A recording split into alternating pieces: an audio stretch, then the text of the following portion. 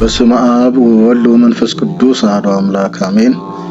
ተከበራችሁና የተወደዳችሁ የእግዚአብሔር ቤተሰቦች የአብይ ጾምና የነነዌ ጾም መች ይገባል የሚል ጥያቄ ቀርቦልኛል። በዚህ መሰረት መረጃውን ይዤ ቀርቤያለሁ። እንግዲህ ጾመ ነነዌ እንደ እግዚአብሔር መልካም ፈቃድ ጥር 25 ሰኞ ቀን ይውላል። አብይ ጾም ደግሞ የካቲት 9 ቀን ነው ሰኞ።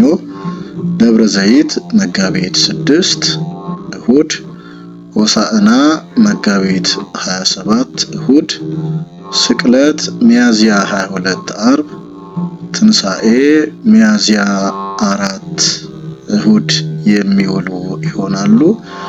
እንግዲህ መረጃ ለሁሉም ይዳረስ ዘንድ ላይክ ሼር ማድረግ እንዳይረሳ። ሰብስክራይብም ያላደረጋችሁ ካላችሁ እግረ መንገዱን ሰብስክራይብ በማድረግ ቻናላችንን ተቀላቀሉ። እናመሰግናለን።